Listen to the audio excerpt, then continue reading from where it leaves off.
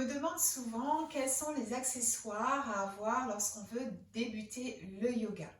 Donc je me suis décidée aujourd'hui à vous faire cette courte vidéo pour vous présenter les différents accessoires que nous utilisons dans la pratique du yoga. Je vous souhaite la bienvenue, je suis Isabelle Kerr, professeure de yoga et je vais donc vous montrer un petit peu les différents accessoires. Alors, tout d'abord, vous avez le zafu ou le coussin de méditation. Donc, ce coussin de méditation, on s'en sert, on s'assoit dessus, bien évidemment. Et l'idée, c'est d'avoir les hanches, en fait, plus hautes que les genoux. Ça va aider au maintien du dos, à garder une colonne vertébrale bien longue. Et donc, ça va favoriser cet état un petit peu de relaxation. Mais si vous n'avez pas de coussin de méditation, n'hésitez pas à prendre un coussin de la maison, ça sera parfait puisque l'idée c'est juste de rehausser un peu les hanches. Ensuite, vous avez la couverture. Alors la couverture, moi je m'en sers pas mal.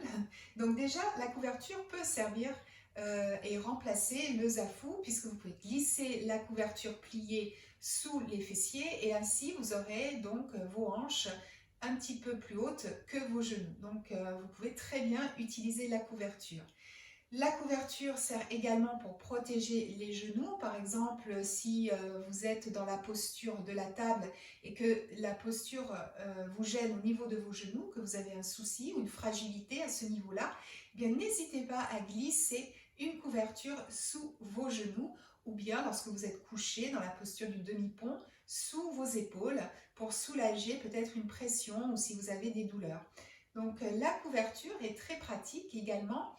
Au moment de l'intégration, en fin de cours de yoga, quand on est en relaxation, eh bien le corps se refroidit, donc parfois avoir une couverture, eh bien c'est bien agréable pour garder un peu la chaleur. Ensuite,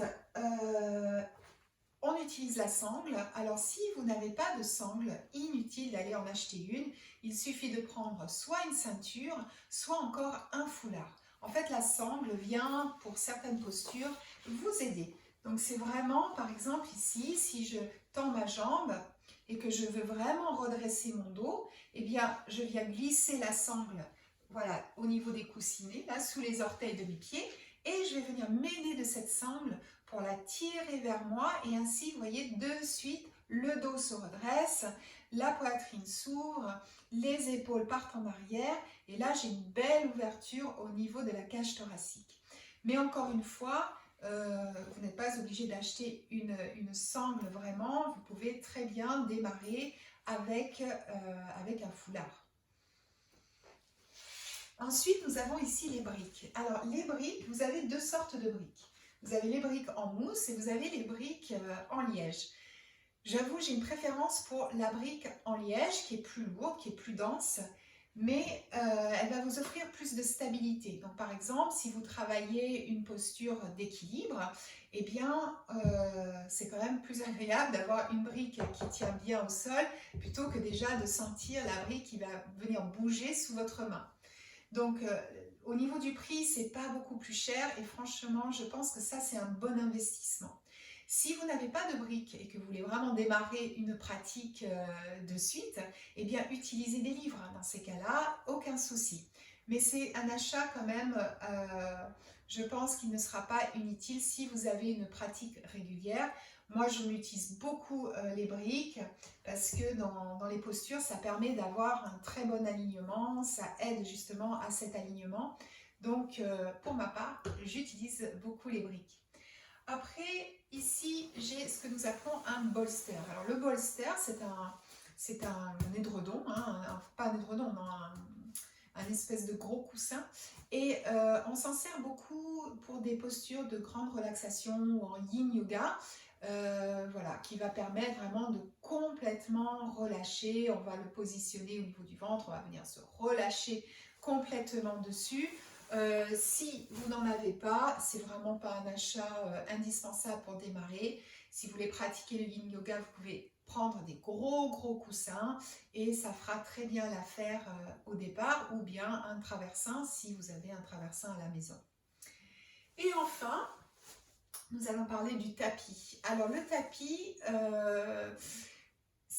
pour moi, s'il y a un investissement à faire, ce serait sur le tapis. Je sais que je fais très attention à mes tapis de yoga. Personnellement, je les choisis antidérapants parce qu'il n'y a rien de plus désagréable que d'avoir un tapis qui bouge voilà, quand vous êtes en train de pratiquer. Donc plutôt un tapis antidérapant. Après, vous avez plusieurs épaisseurs. Alors là, c'est vraiment une affaire de goût. Pour ma part, je les préfère pas trop épais. Mais voilà, ça c'est à vous de tester. Et je vous conseille quand même de regarder dans les magasins ou sur des sites vraiment qui sont destinés au yoga. Vous aurez quand même une meilleure qualité au niveau des tapis. Ici, le mien est en liège, donc c'est un matériau que j'aime vraiment beaucoup. C'est très très agréable de pratiquer sur ce tapis. En plus, il est joli, ce qui ne gâte rien, mais je vous laisserai le lien sous la vidéo. Et je pense que le tapis, c'est vraiment un achat à effectuer parce que souvent, je vois des élèves arriver, bon, c'est le premier cours, c'est normal, on ne sait pas trop ce qu'il faut comme matériel et du coup, on vient avec un tapis de gym. Les tapis de gym ne sont vraiment pas adaptés parce que ça gondole ou bien là, ça glisse vraiment de trop, ils sont assez courts. Donc voilà, le tapis de gym basique est vraiment à proscrire si vous pouvez. Investir dans un tapis de yoga, c'est vraiment pour moi le premier investissement à faire.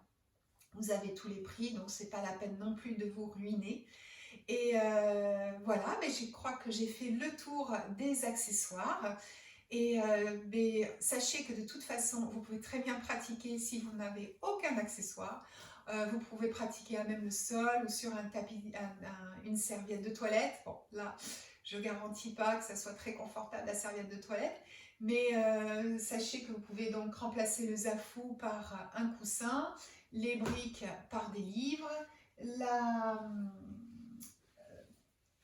oh mince, je perds mes mots. La sangle, voilà, par un foulard, la couverture par un plaid et le bolster par un gros coussin ou un traversin de la maison. Juste le tapis, peut-être regarder un peu plus attentivement pour l'achat d'un tapis.